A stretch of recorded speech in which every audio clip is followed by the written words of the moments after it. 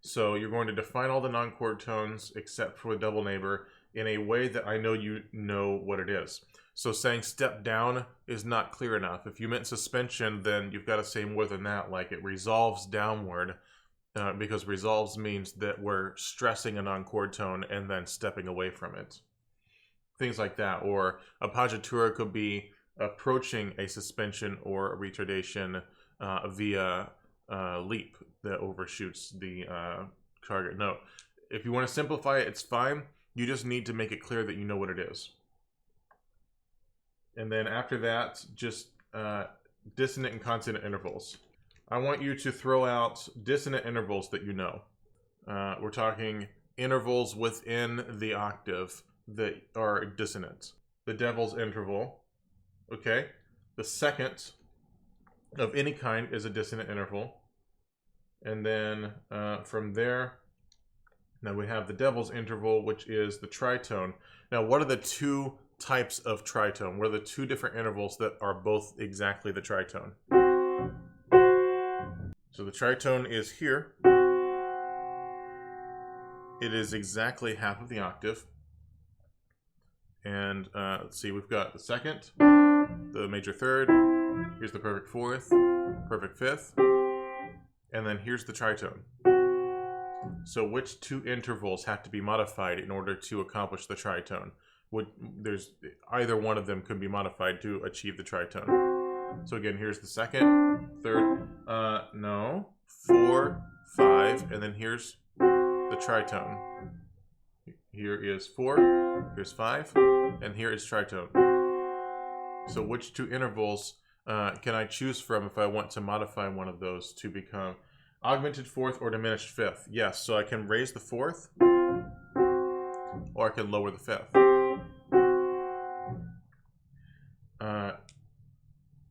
Yes, seventh is another option. So augmented fourth and diminished fifth. We'll just do that. Let's get fancy. There, fancy. And then there are two more sevenths of any kind, and there's one more that we have not said that is a dissonant interval, but it may not seem like it. Also note it's a number we don't see much in figured bass, not a lot, but it is technically a dissonant interval. Yes, fourth, the perfect fourth. Okay, now let's talk about consonant intervals. The most obvious consonant interval is one you're not going to think of, but it is so very consonant.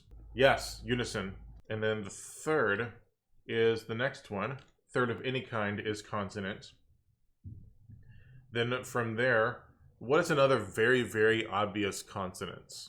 If the unison is an obvious consonant, then what's another really, really obvious consonant? Octave, yes.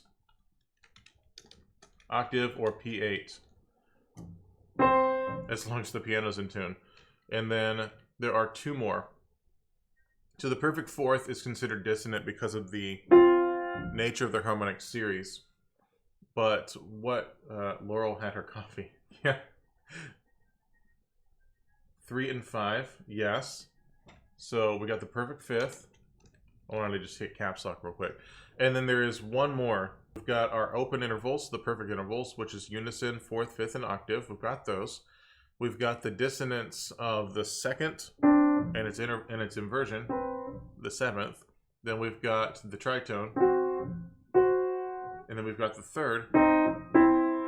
And then there's something else that we call a harmonic consonance, just like we would call the third a harmonic consonance. Yes, sixth. A sixth of any kind is a harmonic consonance, because with that, we can make chords. So if we take this third, we put another third on top, we got a chord. If we take this third and we put a fourth on top, we have another chord. If we take this sixth, we put in a third, we have a chord. If we take this sixth, we put in a fourth, we have another chord. So we build our chords off of the two harmonic consonants, 3 and 6.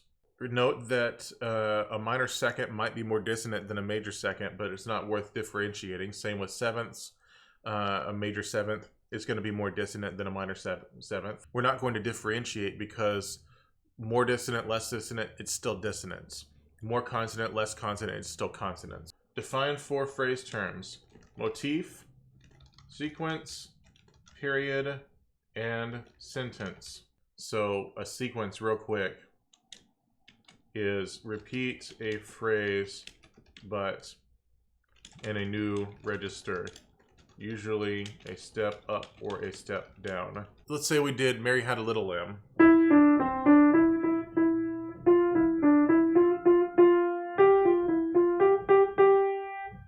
That's a sequence where I repeat Mary Had a Little Lamb and I went up in register twice. How about this?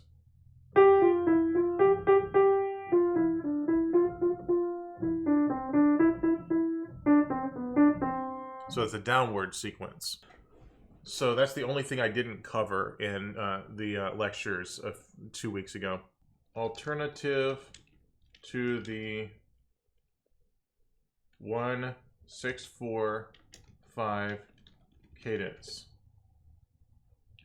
What is the primary alternative in a composition where your line has made its way down and then you want to have a cadence point with a chord that functions in a similar way to the dominant triad, such as the 1-6-4, and then 5, and then 1. So here's the 1-6-4 to 5 to 1. But what if I don't want to use the 1-6-4? What is the most common alternative to that while still maintaining the same sort of chord progression? 5-4-1. So it's going to be something, then 5, then 1, but it cannot be a subdominant function chord. You got your chord progression where you start with 1, 4 or 2, and then from there maybe you'll go to the 1-6-4. Maybe. It does involve scale degree 5. And it does involve do-ti-do. Now, if this is a 1-6-4, we just throw in scale degree 3. And now we have a full triad.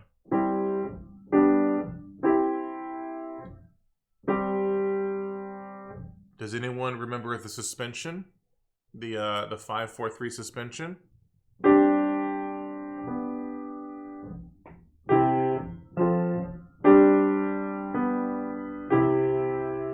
In this case, what we're doing is the 5-4-3 suspension. And then we resolve that to 3. So what that involves is, in both of these cases, we've got a suspension of do to ti, and then we resolve it to 1. But with the 1-6-4, there's no actual dissonance other than the 4th. There are 2 different tones moving downwards. Now, you might remember this from the musictheory.net lesson that you did, where it talked about the 1-6-4 is sometimes viewed as the 5-6-4 to 5-3 suspension, because scale degrees 1 and 3 both move down. We take out that 1-6-4 and we create a 2-beat suspension and resolution of the dominants.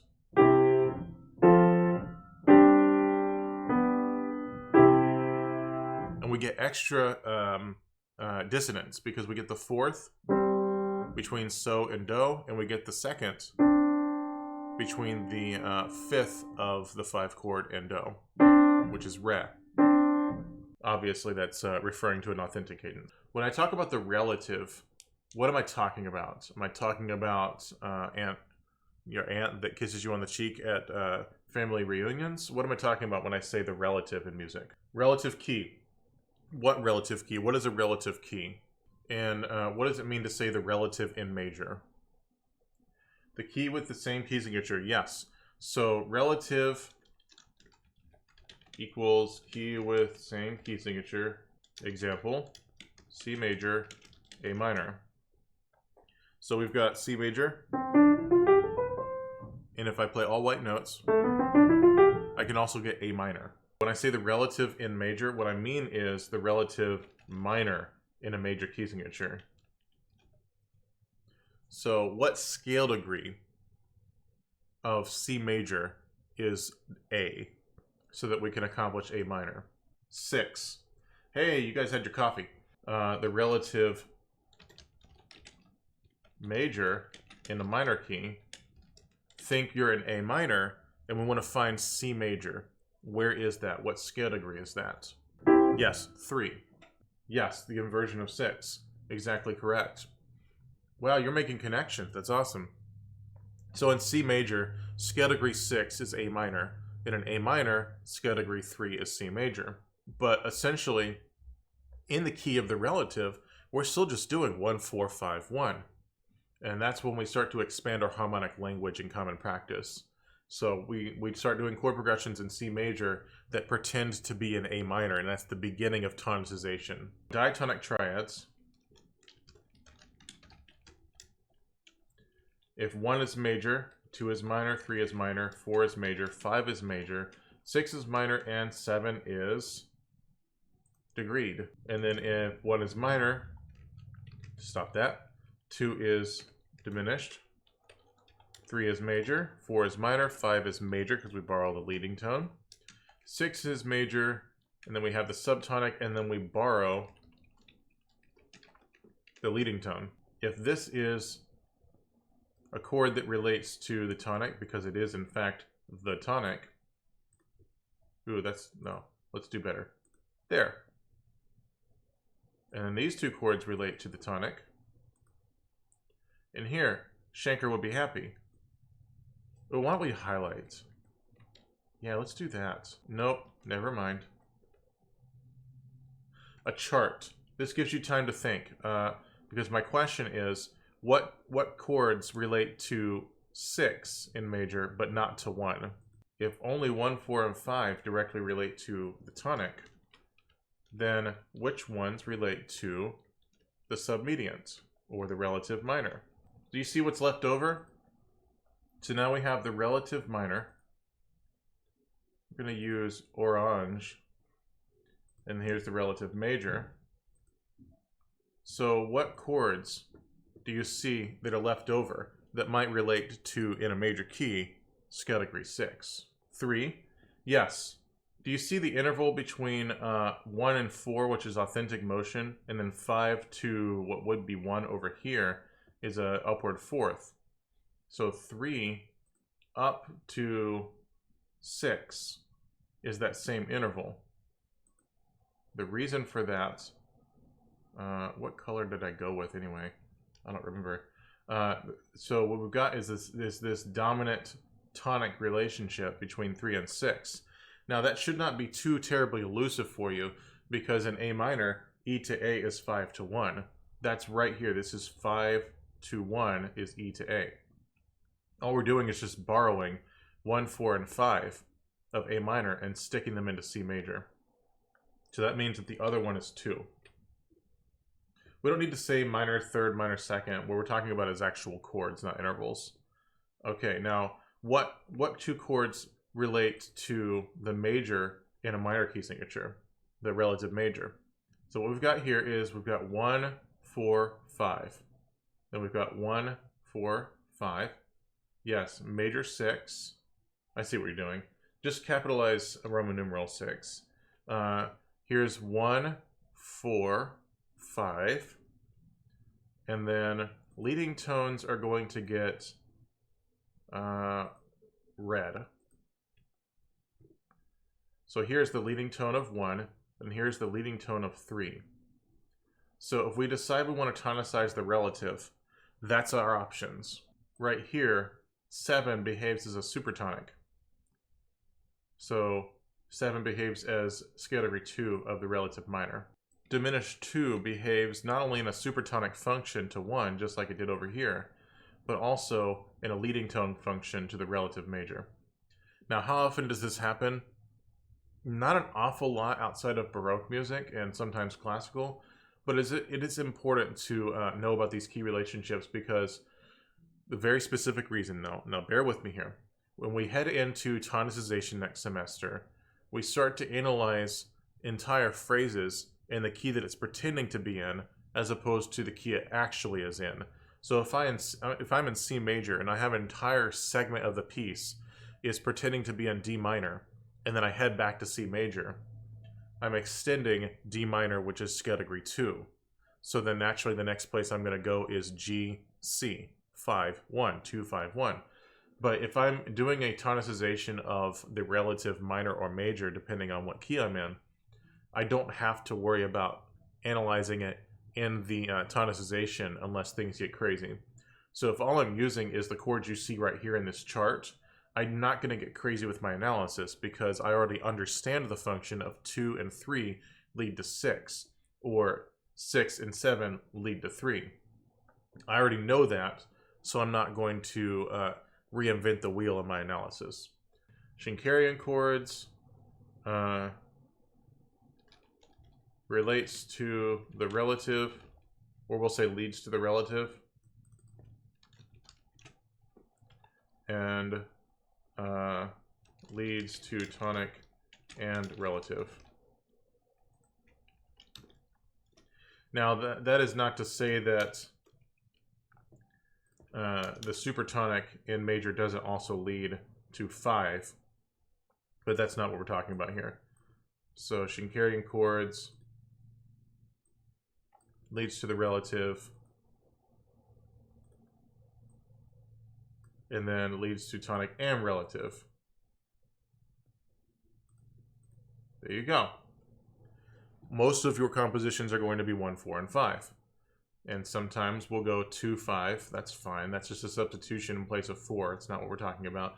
But if you decide you want to get crazy, you can use these chords and mess around with 6. And then at the time of your choosing, give us a 6, 2, 5, 1, and then we're done.